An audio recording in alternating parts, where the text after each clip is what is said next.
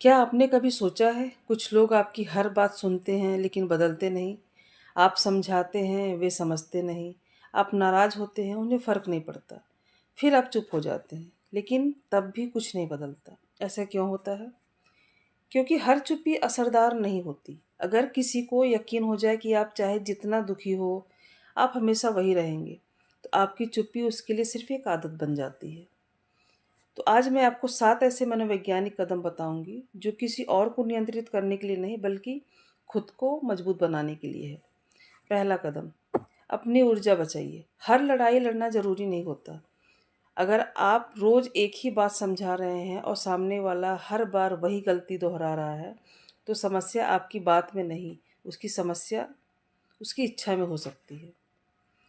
जहाँ बदलाव की इच्छा ही ना हो, वहाँ शब्द अक्सर बेअसर हो जाते हैं। दूसरा कदम, सीमाएं तय करिए। मनोविज्ञान कहता है कि लोग अक्सर वही व्यवहार दोहराते हैं जिसे बार बार स्वीकार किया जाता है।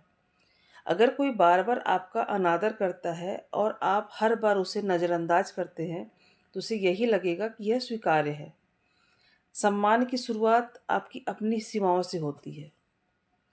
तीसरा कदम, खुद को प्राथमिकता दीजिए। पहला, अपना पूरा ध्यान किसी एक व्यक्ति पर मत टिकाइए। नई स्किल सीखिए, पढ़िए, व्यायाम कीजिए, अपने सपनों पर काम कीजिए। जब आपकी ज़िंदगी सिर्फ एक इंसान के इर्द गिर्द नहीं घूमती, तब आपका आत्मविश्वास बढ़ता है। चौथा कदम, शब्द से ज़्यादा व्यवहार देखिए। मैं बदल जाऊंगा, आगे से ऐसा नहीं होगा। ऐसे वादे सुनने में अच्छे लगते हैं, लेकिन किसी इंसान को उसकी बातों से नहीं, उसके लगातार किए गए व्यवहार से पहचानिए। हर बात का जवाब मत दीजिए। कई बार सबसे ताकतवर जवाब कोई नहीं जवाब देना है। इसका मतलब भागना नहीं है। इसका मतलब है कि आप हर बहस में अपनी मानसिक शांति दांव पे नहीं लगाएंगे। छठा कदम, स्वीकार कीजिए कि आप किसी को बदल नहीं सकते। यह सबसे कठिन लेकिन सबसे ज़रूरी चीज़ है। आप सलाह दे सकते हैं, मौका दे सकते हैं, साथ दे सकते हैं, लेकिन किसी को बदलने का निर्णय उसी का होता है।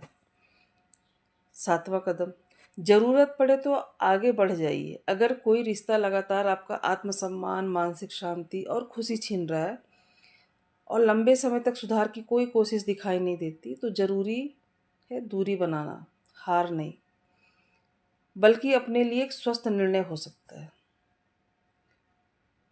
दूरी बनाना अपने लिए एक स्वस्थ निर्णय हो सकता है। एक उदाहरण से मैं अपनी बात समझाने की कोशिश करती हूँ। मान लीजिए आरव और सिया एक दूसरे से प्यार करते हैं। शुरुआत में सब कुछ बहुत अच्छा है।